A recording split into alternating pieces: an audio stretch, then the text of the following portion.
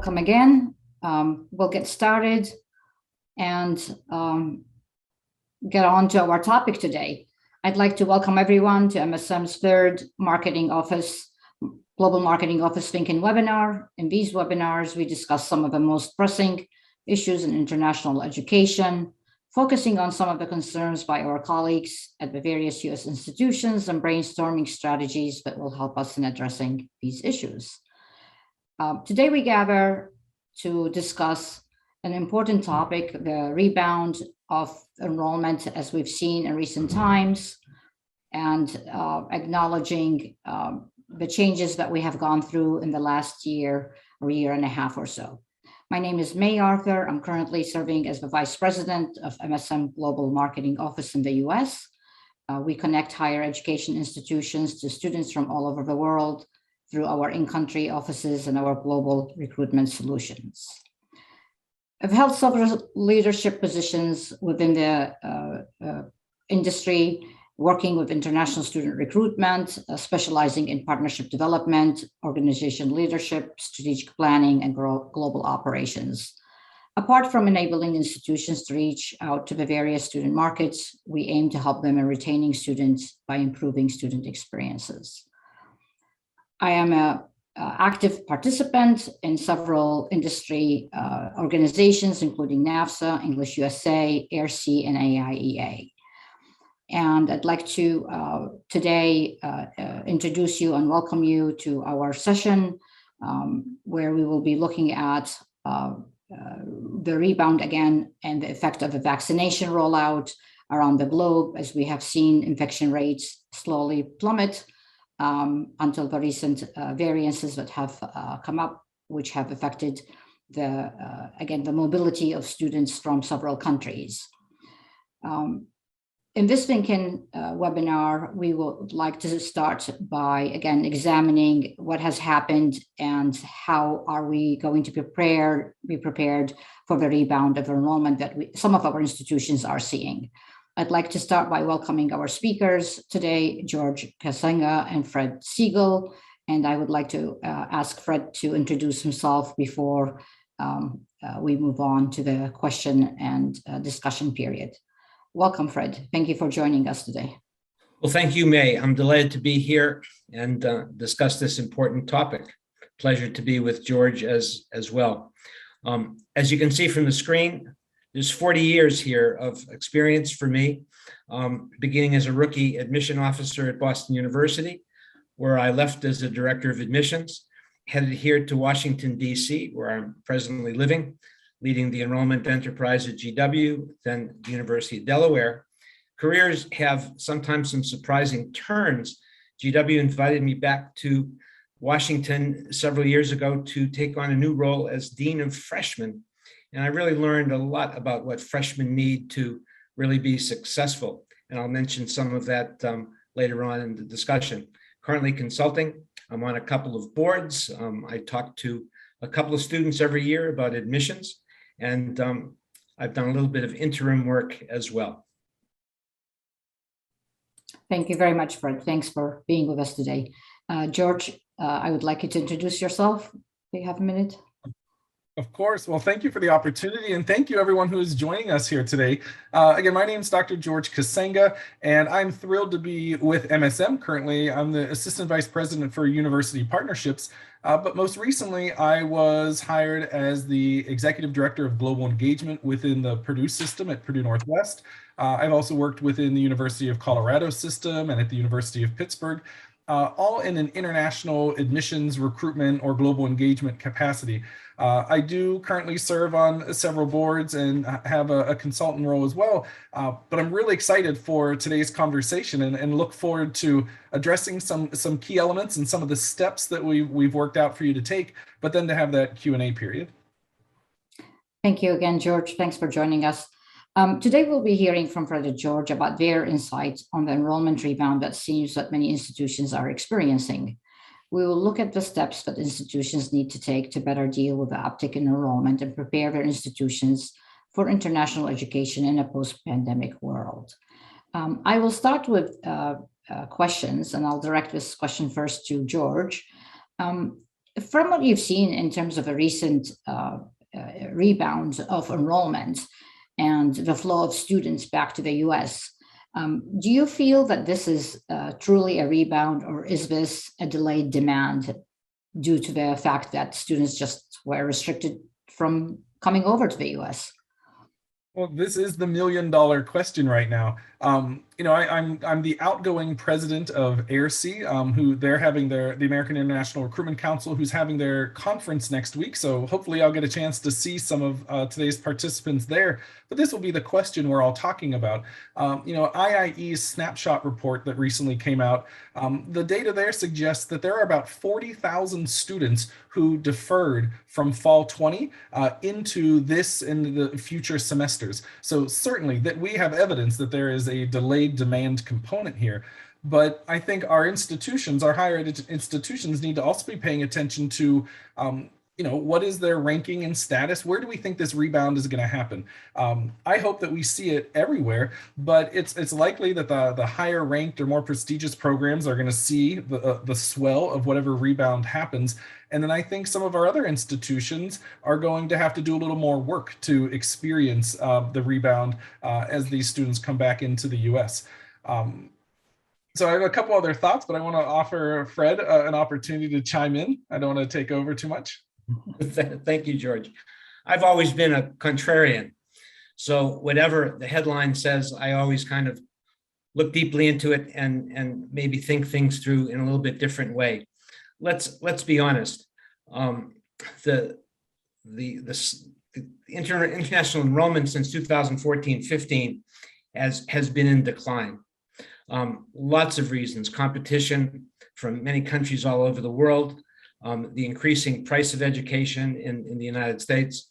Not wanting to talk politics in any way, but the 4 years of the last administration certainly didn't present the United States as a welcoming partner to students from all over the world. So I think that COVID, perhaps, even though it has caused a tremendous disruption in the flow of students, COVID perhaps is simply the moment that we have to seize to really review everything we've thought about our international recruitment challenges, because the challenges have surely been there. George makes a great point when he talks about the differences in institutions. When you look at the Open Doors report from the last year, doctoral degree granting institutions with high activity only lost 11% or so of their students, when in fact, master's degree institutions more than doubled those decreases. So there are huge differences in the marketplace. And I think that's important for all of us to consider. And of course, every institution has its own individual challenges. Well, thank you. If I could add one more thing, if you don't mind, I think for some of us participating today, they might think back, over these past 4 or 5 years, the headlines always say more international students than ever before. And I think it's important, and now there's a spotlight on it. In recent years, when we talked about the total number of international students, those who were staying here on OPT were being grouped in with the students who are here pursuing actively pursuing a degree. And so combined, yes, with degree seeking and OPT, we were having larger numbers. But now this has really given us an opportunity to take a closer look and address some of these concerns and really acknowledge that we have had a decline in new degree seeking international students in recent years. I think we're both saying that we need to be cautious about the word rebound. Yep.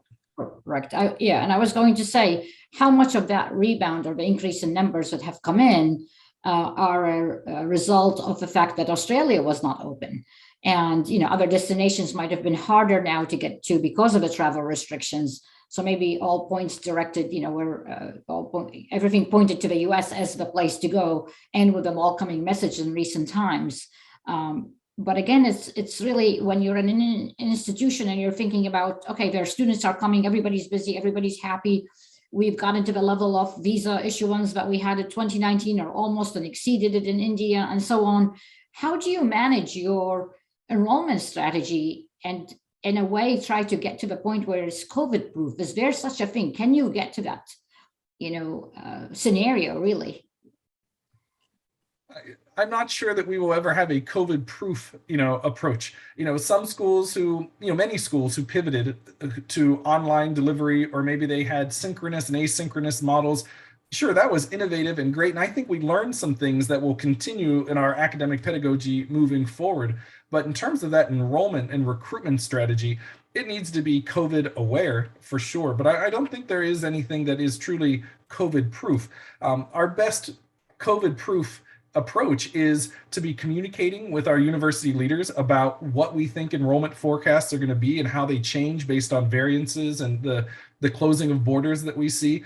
The way to insulate our, for some schools, many schools, it's that bottom line is a lot of good communication between the recruitment team and the enrollment management team with those who are building university budgets off of those forecasts. As long as there's a lot of communication, that will at least help universities weather the storm a little more easily. Well, of course, I agree with that. COVID proof would be almost silly to imagine. I think anyone who's been involved in international recruitment over the decades understands that there are always disruptions in the flow. Currency valuations come to mind. When the price of oil in Venezuela many years ago changed, and all of a sudden Venezuelan students couldn't come to the States. I think that the best international recruitment people really are aware that there are a set of challenges that can disrupt your plans at almost any point in time. Exactly. Any other points on that before we move on to the next question? What I would highlight for someone who is fairly new to the field of international recruitment, it's easy to find. You could track me down later and I can send you a link, but there are some great infographics out there that are animated that will show the place of origin for international students studying in the US, I think from about the beginnings of the IIE Open Doors data, so maybe around 1948, 49. But you can see we have weathered in the States these kinds of changes before, where the bulk of students are coming from. And you might even recognize some of the politics that influence those trends. And so while this is something we need to really be mindful of, in one way, it's also not new, and I have full confidence that the U.S. will remain a highly desirable destination for international students. We will just have to work through this period to get that message out, and everything we can do to overcome the challenges COVID has put in front of us. I think we will absolutely remain the world's mecca to come here. But your point here now, I think, is really important. We're going to have to work much harder given all the different competition in the world. I think I'm going to repeat myself several times today that I think if there was ever an important time for an institution to rethink its strategy, this is the time to do it. COVID only makes it much more evident. Exactly. I think everybody's in agreement with that, and we'll make sure we get to the point where we talk about some of the steps that institutions really need to be taking in order to be prepared for the times that we have experienced and live in and are coming our way in the future. Let's shift a little bit about talking about some of the challenges that higher education institutions and agencies, recruitment agencies and all that are experiencing in terms of changing how they market, how they reach out to students in this post-pandemic new normal, really. George, if we have something on that. Yeah, I think COVID has stressed our higher education systems. In some institutions, there are less staff or resources than there used to be. Enrollment changes domestically and internationally have created this situation. But when a plan is being devised to address these concerns, I think it's really important to acknowledge that the solutions that will apply to and serve the domestic audience well are unlikely to apply to the international community in the same way. And so being mindful that different strategies should be developed and thought through is going to be, I think, one of those first things we can do to overcome this and be successful. For the international recruiters, I've been approached many times with people asking, is active recruitment a thing of the past? Is everything going to be virtual? Investments in actual physical recruitment travel have always been made because there truly is a competitive advantage there. And I am certain that that will continue. But I think we learned things through the pandemic that we will continue in terms of virtual information sessions and introducing another touch point in the recruitment funnel or in that recruitment process to help students identify, what institution is the best fit for them, where they're going to succeed inside and outside of the classroom. Those are important to us. But in the immediate future, there's going to be less ability to travel. Even right now, announcements are coming out about borders closing. I do think that for those institutions that already have partnerships or collaborations with their recruitment partners or marketing partners abroad, now is a time to invest in strengthening those relationships, double down where you can, and be innovative. Find ways to outreach to those prospects through your partners or on your own for that virtual engagement, whether it's, if you don't have a campus tour of some sort already, investing in that, having the virtual information sessions, one-on-ones online. These are going to be instrumental in maintaining the inbound international student flow as we work through this rebound. I think for my taste, there are two really important messages that international recruitment agents really have to take into account. Given the last 4 years of a seemingly unwelcoming attitude toward international students, I think that international agents have to make sure that students and parents know that institutions have a very different perception than perhaps our government. Institutions want international students here and are very, very welcoming and are doing everything they can to make their campuses comfortable for international students. So I think that's an important perception that has to be eliminated when you talk to individual students and their families. The other side of that is, I think that our institutions in the U.S. Are ahead of our government in terms of making their campus safer. Protocols have been put in place. I'll give an example. Last night, I attended an event at George Washington University. I had to show my vaccination card. I had to wear a mask through the entire event. And I think that international families have to be sure that within all the rhetoric and the noise, that university campuses in the United States are really safe. And I think that has to be always in the conversation. I take for granted, I think, partnering and working with and establishing relationships with embassies, because I live about a mile from Embassy Road.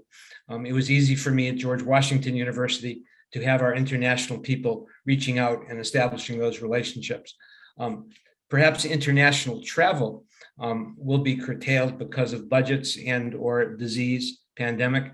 But the fact is, within the country, people can come to Washington, D.C. and meet people directly and talk about what their campuses can do for that particular country's students. I think it's very important. That's a very good point. I think if you can't get to the country, you can get at least to DC and talk to the embassy people. And there are frequently programs as well through the cultural attaché offices that are focused on education and exchange that may not be widely as popular or as big as SACM or everybody knew. If you go to the Saudi cultural attaché office, you could talk to them about this government-sponsored students. There are programs within every destination, whether it's Chile or Peru or Turkey, or so you just have to know who to reach out to really get informed about some of these. And my experience here in DC is that those folks are not overwhelmed with institutional visits, and they're very welcoming. They're delighted to entertain a campus representative and really build a partnership. That's their job. And exactly. Don't forget that there are consulate offices throughout the country. I mean, sure, the embassies are often based in DC, but I'm near Chicago now, and I've been in Denver, different places. You can still get access to a consulate fairly easily, and that's a great way to start this conversation if it's something that is brand new for you or your institution. And in terms of marketing institutions and all that, and you're thinking about, this whole online where none of us could travel and everything became virtual. How do you really stand out within the crowd, it's a crowded space, right? Because nobody could travel, so everybody went virtual. So when you're at a virtual event, is it just that you have to appear and talk to this group of students that you can't really even see because we're sitting in a room, they're all looking at the presenters, which are university representatives? And how do you set actually the expectations in terms of return on that investment correct, so universities can benefit even more from that? Well, it is an opportunity for an international admissions office, or if you're in a consolidated office of admissions that includes international, to collaborate with your marketing teams on campus, or if you have a communications department that has some type of visual arts, you really need to set the bar high. I mean, everybody in the entire world is accustomed to a high level of engagement with the visual platform. So, it has to be more than just a basic information session. I encourage people to focus on what are the memorable moments. If we're having people on campus for a particular event, we go all out creating these memorable moments that will tie people to remembering our institution. I think the same can be accomplished, bringing in those guest faculty members, doing demonstrations. There's a lot that could be done that distinguishes an institution from the peers in that space. One thing I would add to that, and I'm interested even in George's reaction, I have found too often, and I have been guilty myself as I've led admission offices, to compartmentalize international recruitment to the international team. And I think there needs to be much more training done across the entire admission office, because you can't possibly know that an international student is going to only connect with the international admission director or officer. So I think more intra-admission office training for everyone, not to mention the rest of the campus, is really important as well. But too often, I always found some of my domestic people would be nervous to talk with an international student because they would feel that they didn't have all the right answers. There really needs to be training and not just shuffle to, well, you'll talk to the international person. Well, I'm smiling, Fred, because I agree that cross-training, I think, in every international or admissions office I've been a part of or led, I really emphasize creating a hub of strong educators. It's great to do the work we're doing, but I want to invest in those teams, and people benefit from cross-training, even if it's not something they do day in and day out. Right. And when I have helped with the cross-training of someone who primarily did domestic admissions, so often our international students, and maybe everyone here has experienced this, I think they really pay attention. Most of them will pay close attention to detail. They'll send one email with all the different pieces. Often my domestic recruiters that I've worked with have come back and said, I wish the US students were sending emails and asking the types of questions that our international students were, because so often they've read every page of the website. It's a very good experience and worthwhile for that cross-training. I agree. Thank you. Thanks for insight on that. We want to spend enough time around the steps that really institutions need to be taking, because that's kind of a focus of our discussion today, not only sharing information, but try to provide some helpful steps in terms of what to do next, what's next, where do we start? We're not a big institution, we're a small one. We don't typically just get the applications, we have to seek the applications, we have to connect with students, we have to find them. Where do we find them? Where do we start? So let's spend some time really talking about the steps that institutions need to be taking in order to prepare for this, whether we call it rebound or this artificial, influx of students for now, and hopefully we can support it to continue to make it a true rebound. Sure. So, Fred and I had an opportunity to speak in advance to discuss this. So to see, if we were in agreement or where we might tease things out a little bit. If it's okay, May, I'd like to just list the 5 steps that we came up with, and then we could spend some time unpacking them. So in terms of, we want these to have broad application because, we have a lot of diversity in the types of higher education institutions that we have in the United States. So I think right now, somebody is sitting down trying to understand and analyze what's happening. One of the first things they need to do is, and step number 1 would be to audit what impact the pandemic had on their numbers at their institution, to truly go back and look and really attribute what changes were attributed to the pandemic versus what might have been a already something in decline, and so we can unpack that in a minute. But that audit of those numbers and working to understand what was happening before the pandemic and what was brought to light by the pandemic.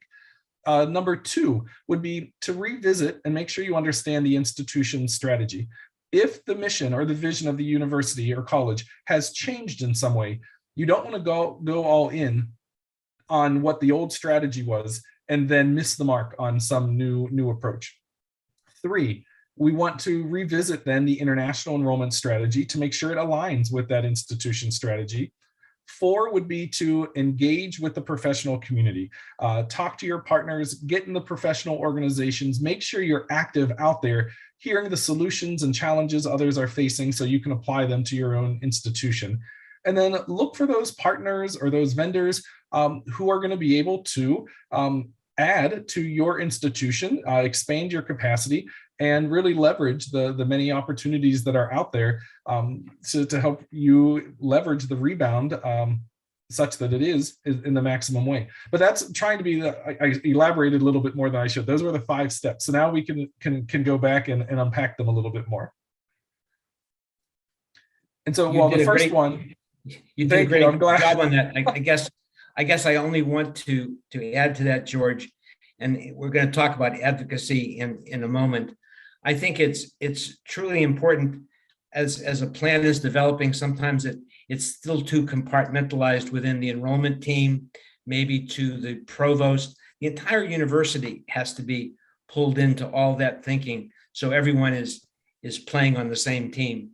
I think that all too often in the history of international recruitment here in the US, if you go back to the 70s and 80s when enrollment management was just taking hold, there was this notion that, oh, well, we're just going to add to our revenue because international students will want to come here and they'll be, quote, full pays. I'll finally say it. And it I think it was taken for granted, perhaps almost with a kind of arrogance. We'll put some dollars into international recruiting and they will come and they will be additive to our budgets. I think that's all out the door with COVID, with all the competition around the world. And I think that's it's all the more important. It's very important to have all the way up to the president understanding what the mission really is vis-a-vis international students. I'll let you keep unpacking. Keep unpacking, George. I think you're exactly right. Okay, so the first step was audit the impact the pandemic had on the institution's numbers. And to the point you just made, if there was a university that did not, or a college did not already have some type of international enrollment management committee or wasn't sitting on the enrollment management committee, what would you recommend that they try to be the spark to create that? Or how would you have them achieve that advocacy that you just referenced a minute ago, Fred? How would I have them provide that spark? Is that sure, your question?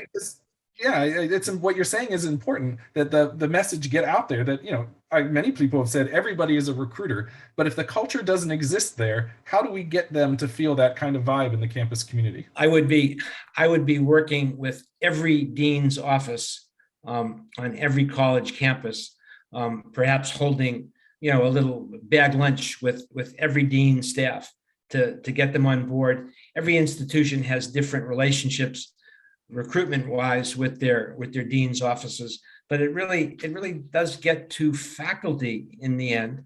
Faculty are the folks who are welcoming students into their classrooms, and if you don't have the deans behind them pushing and making things more hospitable for international students, we all know that some faculty members look at international students as creating more work for them. So I think there really has to be the consciousness raising with your colleague deans. Every institution is different, as I say. I don't know the relationships at any more of the ones than other the ones I've worked on, but I think it really has to start with the academic side of the house.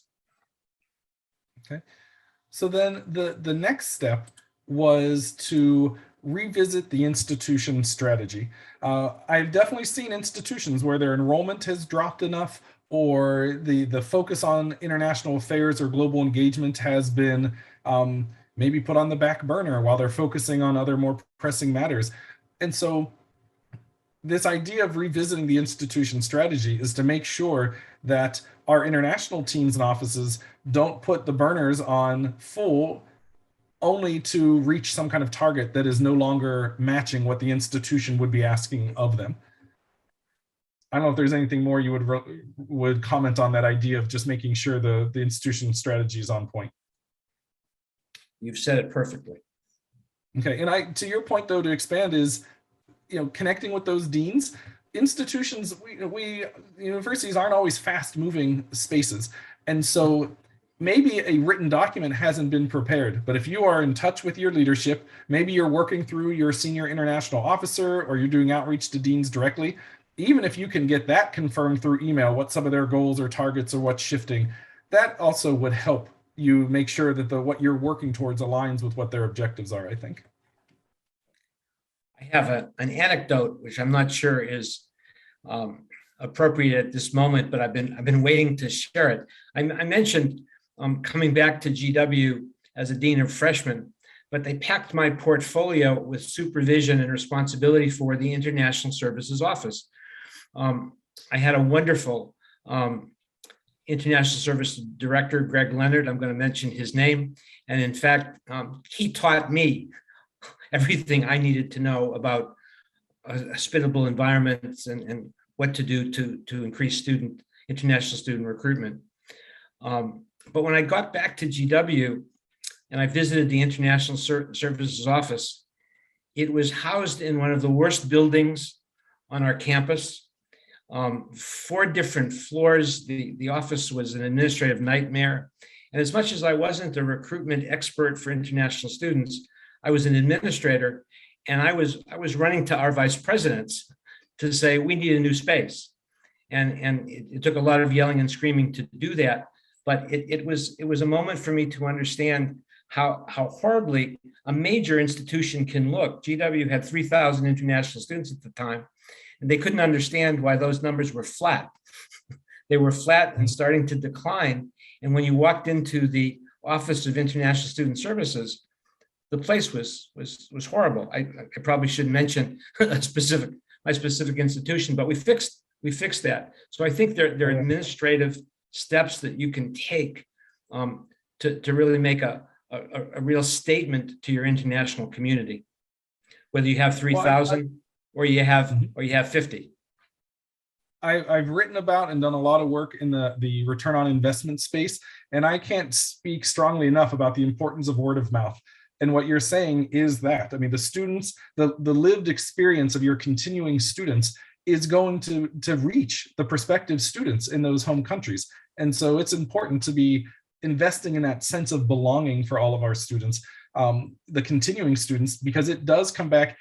Even, some of it may be just word of mouth that we don't have control over, but being able to reach out to those current students in social media, asking for testimonials, anecdotes, getting them to do videos. If they're having a great experience, you're going to get a lot of volunteers and really rich visual content that, back to May's point, feeds into those virtual activities that we're doing. And our international students, they're expecting us to come to them with this type of high engagement visual recruitment material. And so it's a great way to make sure you have a steady supply of that if they're having a great experience.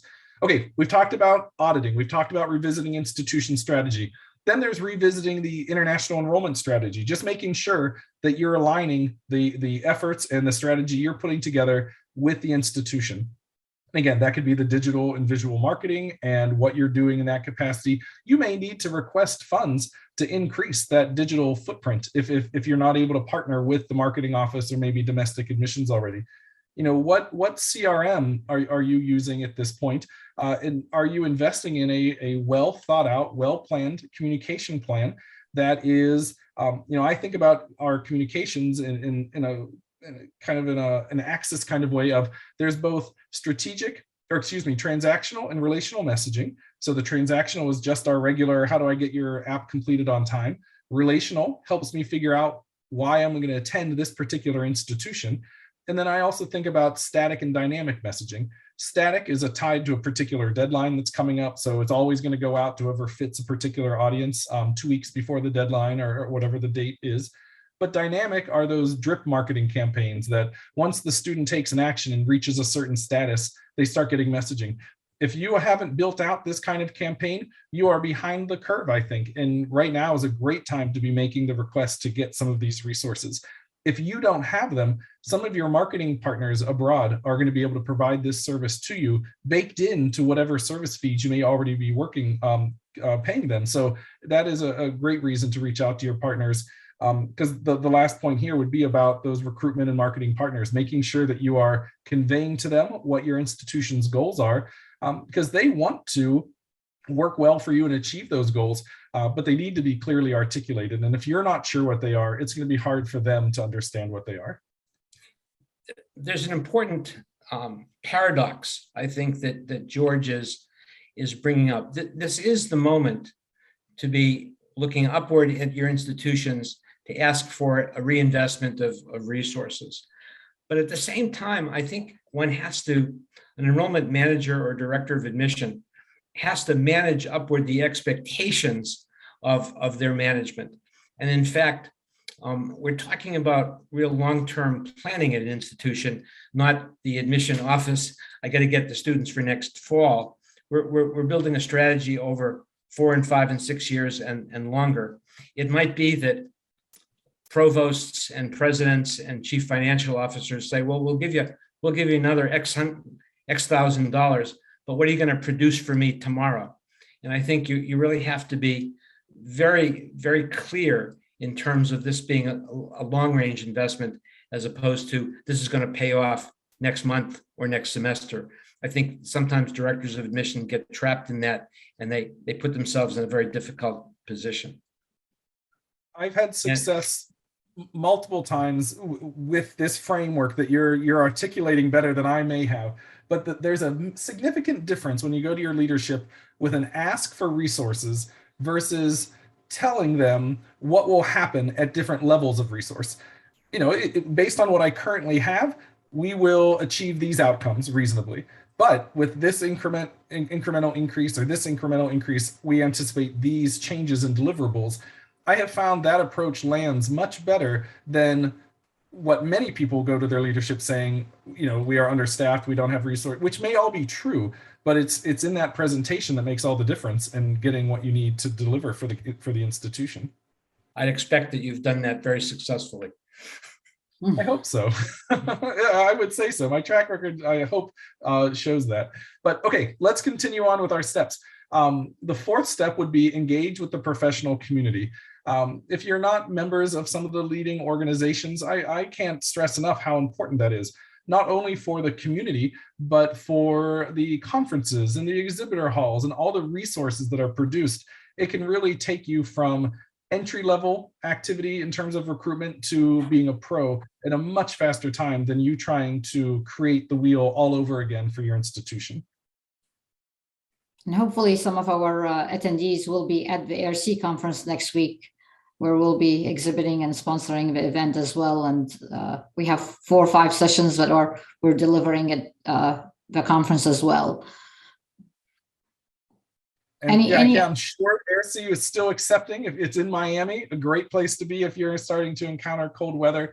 And I really appreciate all that they have done to create as safe and COVID-aware conference environment as possible. I feel really good about attending this year. Wonderful. Okay, may I jump into the last step? Yeah. Oh, sorry. Yeah. Well, so then the last step was, again, looking for and identifying those partners or vendors that can help you expand your capacity and impact. There's a lot that you can do on your own, absolutely. But many of our institutions now in particular, they're strapped for resources, or maybe positions have been changed or eliminated and people are doing more things. There is a limit to how many hours there are in the day. And so identifying some partners who can then help you leverage your institution's profile or prestige to make a bigger splash in the recruitment area is a necessary step. And it's what your competitors are doing already. So if you're not seeing those enrollment changes or the outcomes that you're looking for, I think it's a sure bet that your peer and aspirational institutions or your competitors are taking those steps already. George, I would add to that, just making people remember what you said a little while ago in terms of universities and colleges being slow to change. I think that notion of partnerships is something that perhaps has come into play over the last 10 or 15 years. But the fact is, it's still kind of a new concept at lots of institutions, working with outside vendors to actually accomplish your goal. So I would just say that that's part of the consciousness raising that enrollment managers and directors of admission have to do, to say just what you said at the end. If we don't do this, we're missing the boat because other institutions are. Well, and it's, you're right. It's new in the U.S. for so many reasons, but the rest of the world, there is a very competitive global marketplace for international students. Mobility is going in a lot of directions now that it wasn't 20 years ago. And so other countries are attracting and recruiting in students who used to choose the US. So it's definitely a necessary step. So we've touched a bit about internal advocacy, and I think you both covered that in terms of talking to stakeholders within your institution. Let's talk a little bit about the importance of advocacy outward facing, more with what can we do at local level and at the national level. I think, most universities, all universities on some level, have a government relations officer, or it's part of somebody's job description that you may not know. You may have never even had a reason to look for this. But I would encourage reaching out to that person so that they can advocate from the institution's perspective with state and government legislators about how do we modernize the immigration system. NAFSA does a great event on an advocacy day. It's if you haven't participated, I would encourage you to look at that. Our competing countries that are attracting international students have more options for graduate students or graduates of our degree programs to stay in the US after graduation and work. More opportunities or diversity of how students can work while they're studying. There's an opportunity to expand and make that more attractive. Even during the pandemic, I think some of us experienced how our international students were having difficulty getting access to the vaccine and all these things, that there are ways we could have handled that better, that with your government relations or different advocacy opportunities in the university, you may be able to address. And if your state doesn't have one of the state consortia, I would encourage you to work on that. I'm part of a team that is building Study Indiana right now, because there's tremendous value in not just promoting your state as a destination, but also this advocacy piece for the higher education institutions to talk to state and federal legislators. I think that the missing line there is your governmental affairs people, with how busy they usually are unaware of how these issues are affecting international recruitment. Mm-hmm. That's the missing piece. They have no idea of some of these issues that in July, the Biden administration rescinded the duration of service. What's the term I'm looking for? Duration of status. Status. Oh, stats, yeah. That your governmental affairs people would not be aware of that as a detail. But look how that gets passed around the world when the former administration talked about you have to reapply. You have to reapply for your visas after 2 years or 4 years, something like that. Word of mouth, which you've mentioned before, took that around the world in a heartbeat. And it will take a long time for us to make sure that people in other countries understand what the administration is doing. So that notion of bringing your governmental affairs people up to speed, and maybe at the right moments, taking that responsibility yourself as an enrollment manager with your president and in your community. Wonderful.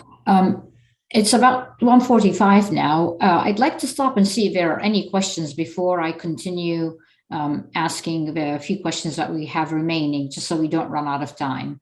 If you have a question, please feel free to unmute yourself, introduce yourself by stating your name and institution and what questions you might have. and then we'll go back to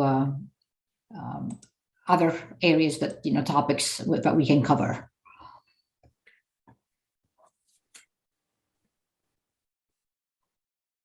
Anyone with any questions before we proceed?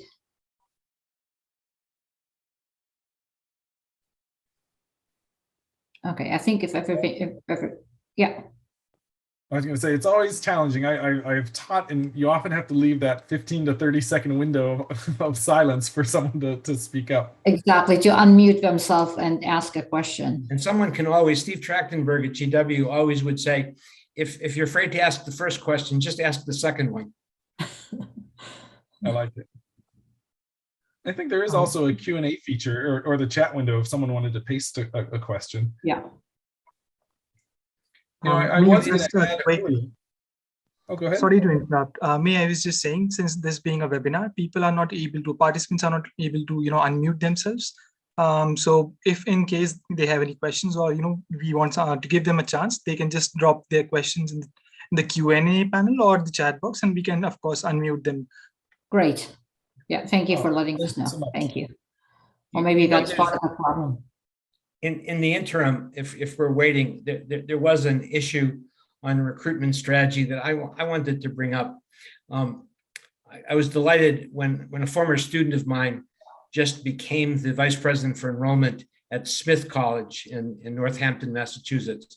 She's a great enrollment officer now with 20 years of experience. She has worked in a few months with her board to change the financial aid picture at Smith for domestic students, I thought.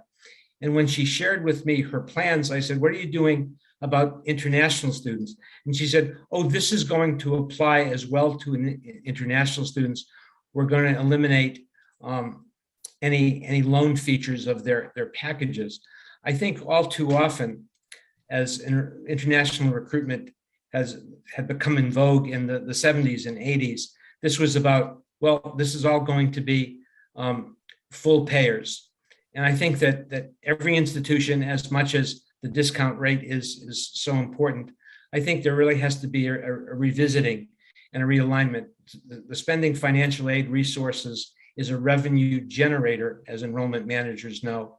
And I think that there has to be a rethinking of how to fund students internationally, because as we come from different countries, there are less economically elevated countries where those students would be fabulous here, but they need some economic financial aid support.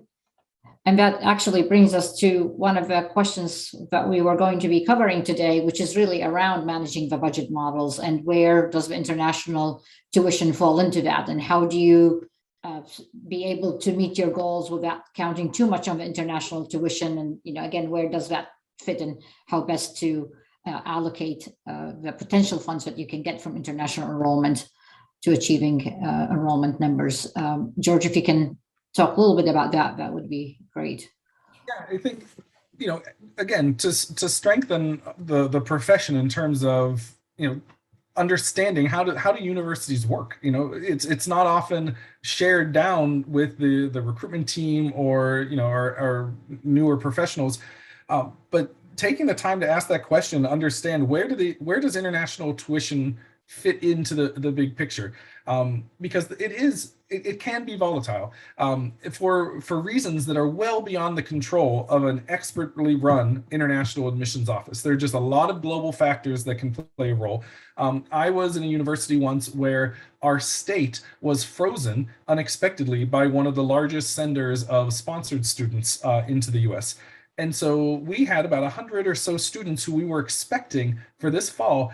I know it might have been in May or June where we learned that they were being sent elsewhere. That's a really big change. And it had us invest time talking about how do we look at international tuition dollars in terms of maybe they should start supporting one-time fund operations or special projects or things where I mentioned before the importance of good communication between the enrollment forecasters and the budget office. Having those touch points helps take some of the stress or edge off of those scenarios when, you know, a big portion of university's salary or something depends on the international tuition revenue. It's just a good question to have. Each university is going to have a different answer, but understanding that impact at your own institution, I think, is really incredibly valuable. Oh, I see we had a question come in, May. If you can read that question, that would be great, because my Sure. screen is. Well, so the question I see comes in from Nellie. It says, do you have more information on the Thrive Act? It sets new limits on institutions receiving federal funding, being restricted on paying commissions or incentive payments to recruit or, agents or enrollment. Yeah, the Thrive Act has introduced some complications. On my own, I don't have enough expertise to really speak to the finer points of it, but I do know, and I will try to track down and share in the chat box. NAFSA has a great summary in detail of what is happening there. And again, when I mentioned being engaged with professional organizations, this is a great way. You're not going to be able to keep on top of every detail that is happening out there, but the professional organizations really help put together these summaries. My expectation is that the scenario we're in right now was not intentional, and it's going to be fixed. There are different efforts by both Republicans and Democrats to address this issue, this language in the Thrive Act. And I don't see many people or institutions reacting strongly to it. We're anticipating it to be resolved. But I'm going to take a moment and track down that link for you, and I'll share it in the chat box. Yeah, from my understanding, I mean, other than what NAFSA, of course, efforts and all of that, many of the universities I've spoken to, they have not changed anything in terms of what they're doing. They have not stopped working with partners. They have not stopped recruiting because of this. We're all expecting that this will be corrected. It was not intended to be applied to educational institutions in the way it came across. Every institution, well, not every, but many institutions in the US, a very large number, is dependent on attracting international students through a partnership that has a fee tied into it in terms of recruitment. So it's not going to necessarily be as big of an issue. Well, we hope at least not, but again, we have NAFSA that is working strongly on this issue, along with many other of the professional organizations. And as I said, most of the universities I've spoken to, they said they have not changed anything in terms of their practice at this point. Everybody's in kind of wait and see. I don't think it's necessarily the wait and see as in we would like to get engaged with partners, but we're not going to. We're going to wait and see, because it could take some time for that to happen. And what you don't want to is to totally miss out on the activities that you need to be engaging in. It does take a very long time to establish presence in new markets. And that is, you know, it's true for smaller institutions. We're not talking about the large state institutions that already have a name recognition, or the top 100 national ranked institutions on US World and News and World Reports. Those are the ones that benefit from this rebound, that have seen the, you know, increase in enrollments, as we all heard in so articles last year. But we're talking as it became, many of these institutions became test optional. While everybody was losing enrollment, they were gaining enrollment. I mean, they were gaining, applications went through the roof, because now all of a sudden students can get into a highly ranked institution without having to take an SAT. So it's, again, the effect of the rebound or the enrollment trends are not the same for every institution, and not the same for institutions in every state either. You know, you have the big states that typically attract large number of international students in California, New York, Texas, and so on. But then you have everybody else that is not in those states, that is not in the top national ranking of 100. What happens? It really varies. It varies greatly from an institution to institution. So again, you need to really be thinking about your own strategy, how it best fits what you offer in terms of programming, what support services you have, because you don't want to just bring students, you want to be able to retain them, and how you can partner to really expand your reach to new markets, because you can't do it yourself if you can't travel or don't have the money yourself to be on the ground or participate in every virtual event, and which is better than another. It can be very confusing because there are so many options, and everything really costs some amount of money. So. Did you see the next question that came in the chat? No, go ahead, please. And I'll read it, and then maybe Fred, if you could take the first attempt. But the question comes in from James. Are some universities, after this big hit that's coming from the pandemic, considering giving in-state rates or additional scholarships for international students from their key or target countries in the hopes of restarting the pipeline from that country? And that was from Jim Schaefer at Toro College. Going back to my introduction of that topic, I think it's very clear that institutions are rethinking their financing of international students, and there are going to be additional scholarships. I think the notion of in-state rates is something that's very politically sensitive in any particular state. I haven't heard of any state doing that for international students. There are, of course, arrangements between different states in the Midwest. I think that Minnesota and the Dakotas, give in-state rates to neighboring students. But I think to do that for international students in our political climate would be very difficult. I will say, though, I know of at least one who was a peer institution, or I don't know, for international affairs, I paid attention to them. Sometimes the university's peer and aspirational institutions aren't the same that the international office needs to be paying attention to. But I do know, I can think of one school that was offering in-state tuition to their freshman internationals. That was just before the pandemic started as a competitive edge. And, this is something that you would have to work through your bursar's office. But, in my most recent system, it would have been an act of the state legislature. So it wasn't something that we could just control locally. Exactly. But I will say, I worked more than once to create strategies for geographic origin grants, things like this from particular countries. And I always had to work carefully with our legal office to make sure that we weren't doing something that was discriminatory on national origin. So just be mindful of that. If you put something together from a former strong feeding country to your campus, just be mindful of that before you put the practice into place. I like the fact that George, if I might just say, that George talks about working with governmental affairs and the legal team. I think it's a great metaphor for how we have to work as enrollment managers. But I wanted to say this is a moment for out of the box thinking. Who in enrollment management has gone to the development office to look at some international student prospects and families to ask them to fund some of this support for other international students? I think that would be an important idea. I didn't ever do it when I was an enrollment manager, but boy, I think I would be doing it now. And LinkedIn has some great opportunities to kind of mine the data. You can find those alumni who indicate where they went, if they went to your institution, and someone on your campus probably has one of those premium style accounts that lets that type of analytical research happen. Well, we're down to the last 2 minutes. So if there are any other questions, we'd be happy to take them. Otherwise, we'll try to move to conclude. Well, I know I'm going to watch the chat boxes. One thing I want to mention is in through all of this, our parents of our international students play just as much a role in deciding where the students are going to go as happens domestically, if not more in some cultures.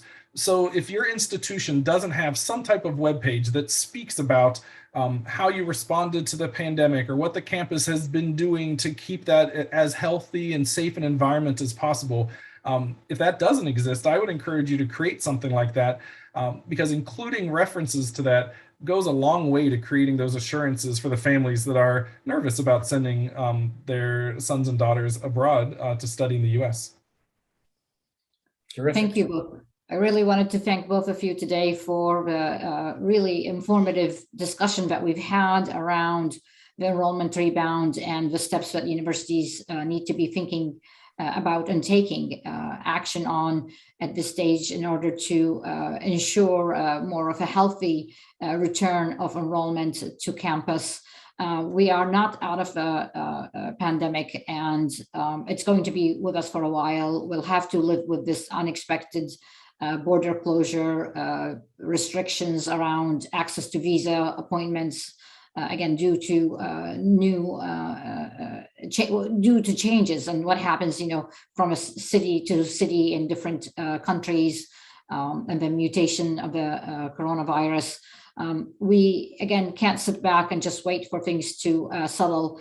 They may not settle for a long time, so we really need to work together in terms of coming up with new strategies and new ways of what we should be focusing on our energy on, and how to deal with the lack of potentially resources, and that could be both money and staffing, in order to get the message out. Feel free to reach out to us at any time.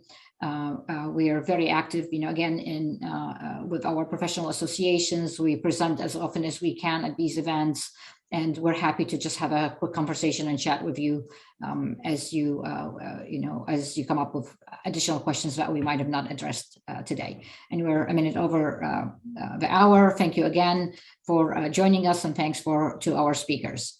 Thank you, and we'll see you in January at our next Think-in webinar. Thanks, everyone. Yeah, great. Been a pleasure. Thank you. Thanks, MSM, for hosting this.